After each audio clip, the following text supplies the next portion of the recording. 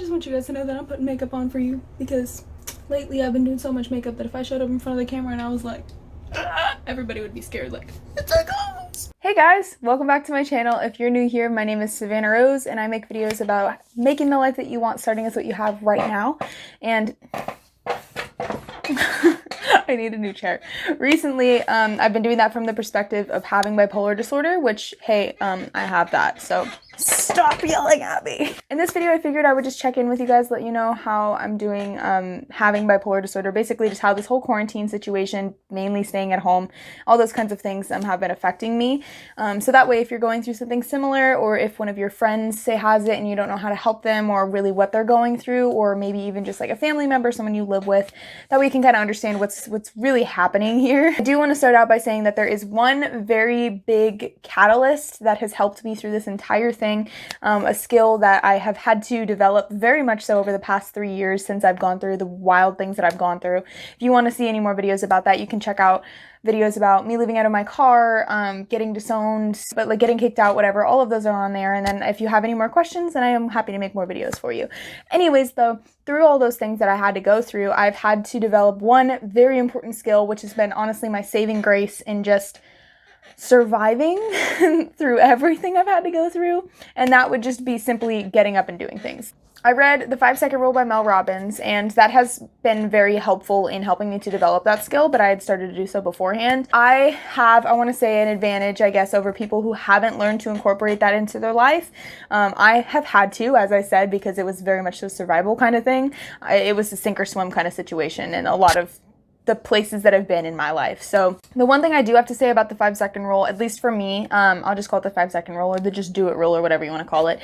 Nike. The thing is, a lot of the time when you have bipolar disorder and you use that, you have to pair it with other types of coping mechanisms. Otherwise, you're going to be flip-flopping really quickly between mania and depression. At least for me personally, because I'm very good at making that mental switch. I feel myself getting down. I know exactly what kind of mental switch I have to do, whether it's just like, okay, you're fine, everything's good. I talk to Ben for a little while on the phone and he brings me out of it. I go for a nice long walk. I meditate. I'm able to bring myself out of that mind space very quickly. The thing about that though is that I go from here to swinging back up here. And when it comes to mania, my manias will last months and they will lead to psychosis, and which leads to relationships crumbling and things that I'm having to go through that I really don't want to have to go through. But then when I'm depressed, I'm sad and I don't want to do anything. So if you don't pair just doing it with other coping mechanisms, it's very easy to flip-flop between the two. It's been a wild ride since I've started in this quarantine, having to deal with everything and dealing with like the ups and downs of it all. As you guys know, or if you've seen any of my other videos, you know I just finished writing my very first book, which I'm so excited about. All the Things I Left Unfinished is available. I have the link down in the description below. It's available on Amazon. I self-published. I've been working on this book for the past 2 years. Honestly, it's my greatest accomplishment. I went through so much turmoil, so much trauma, so much heartache to get to this book. And obviously, if I didn't go through the things that I went through in my life, I never would have been able to put it together. It never would have come into fruition. And so I'm very grateful for the experiences that I went through that led me to something really beautiful that I'm so proud of. Briefly, it's just a collection of poems about the things that I've gone through in the past 3 years. So if you're interested in checking out more about that, I have a video I actually filmed on the release of my book down in the description below, basically kind of summarizing the things I've been over in the past 3 years. And then you can kind of pair that with reading the books, because there's a lot of hidden symbolism. There's a lot of things you might not catch if you don't know what's going on. And I really want you to have a full understanding of what's going on, not just like, ooh, pretty poetry full of symbolism. Oh my God, this must be metaphorical. No, everything I wrote about in that book is very real. But as I was writing that book, in regards to quarantine and all those things, when this whole thing started to get really big, I was like, if I'm going to finish one thing, if I'm going to be productive in any one way through this whole situation, is I'm just going to finish writing that book. And so I got very manic very fast, and for a very long time I was staying up all hours of the night until 4 or 5. There was one morning I stayed up until like 10:30 or 11 and then slept all day. It very much so made me kick myself into a very high-paced kind of state of mind. So I was not in my best place. I was very productive when it came to the book, but I was also really distracted, and I had a hard time being mindful because, you know, pedal to the pavement, like I was like, let's just go. And I didn't make time for mindfulness. I didn't make time to level myself out, or exercise. I was doing yoga for every day for like 3 weeks before I started writing the book. So it was a really big polarizing, obviously, shift between those two mindsets. And it did badly affect me for a while, and I crashed really badly for a couple of days. But with the staying up all hours of the night and just not having a regular sleep schedule, like I felt like I was never going to sleep normally again, which was a really scary feeling. I couldn't go to sleep without 2 to 4 melatonin, and you can overdose on melatonin, so that would cause me to crash. And so it was just a really perilous time in terms of like sleeping and just not being in the right state of mind, not being able to focus on anything. I was really not social or not good at being social, even when like friends would try to call and catch up. Like I was just not there because I was so enveloped in what I was doing that it just took over me completely. So I'm very grateful to be out of that. And I just want to remind you guys that like while I've had bipolar disorder, I also used to work 50 to 70 hours a week for the past like 6 months or something. So I worked so much that I had to sleep. I had to crash. Like I would work so hard during the day and I would be like moving so quickly. By the end of the night, after I'd made dinner and calmed down and everything, I hit the pillow and I was done. So I'm not used to having issues with sleeping. But of course, since I've just been sitting down and working on my book and not being super active, it was really hard to go to sleep. So it's definitely one of those symptoms that I've never had to deal with, insomnia, and I had restless leg syndrome. Like I would just be laying there and I'd be like so exhausted, but my legs are just like, they itch and they move and they're twitching, and like it was just uncomfortable. So very good lesson for balancing things out, how you don't really have to go feet to the pavement, pedal to the pavement, whatever it is. But you know, sometimes it's just what you need to do. I wouldn't have gotten that book out there if I didn't focus 110% on it, or I wouldn't have gotten it out as quickly.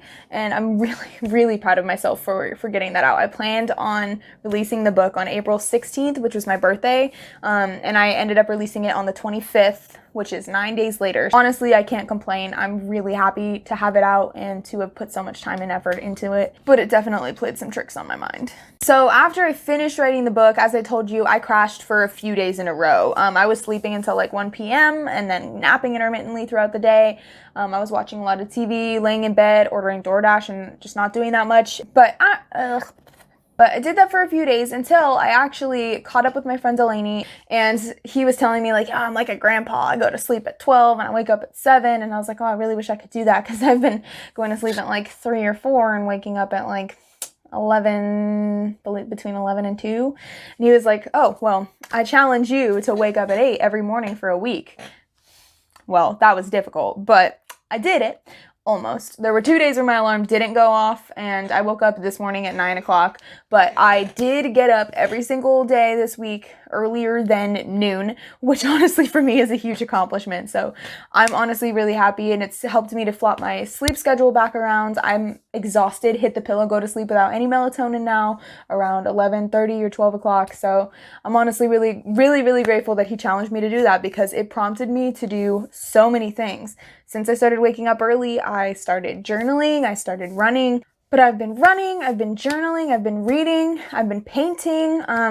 If you follow me on any other social media, you've seen that when I released my book, the first 15 people to buy also get a painted illustration from the book on a cute little square, and I've been working my butt off on those, and usually that's a project that I would be like, I'm gonna do it, and then I don't do it. It's funny, they say that when you start with one good habit, like running, then after that you just want to keep like adding more onto it, and it just makes you feel better. It just pumps you with so much more serotonin and good endorphins and all those kinds of things. What I do want you to take away from this video though, in terms to specifically being bipolar, is one, it's going to be that kind of time where you're going to spend a lot of time in either an up or a down. One of my friends says that he typically tends to rest in the down kind of area, just because it saves him from having to put in like so much effort, so much energy, and just like run. One of my family members tends to rest up here like I do, because it's productive and it's what you got to do, and you know, you got a lot on your mind, and very like, I don't want to say like neurotic, but just very like control freaky. I'm very much so a control freak. I just like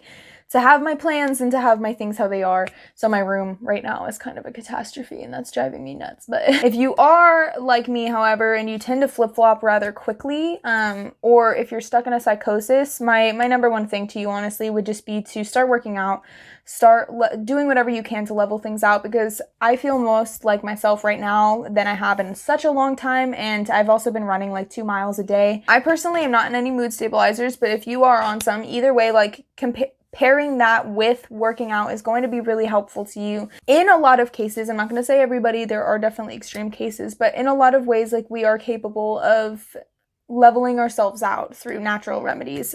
Eating healthier, eating more vegetables and fruits. I've been drinking a lot of smoothies, drink lots of water, go on lots of runs, just be active. And obviously that goes for everybody, but especially if you're dealing with mood swings, bipolar disorder, or even just general depression or anxiety, get yourself moving. It's just going to help alleviate a lot of that stress, and do what you can to breathe, meditate, focus on your breath, because it's going to help you overall to gain control of yourself. Be active, get sun, be creative, start some paint projects. If you're a writer, just write a bunch of poetry, write a bunch of whatever. I say poetry, but like nobody writes poetry anymore. It's honestly just me.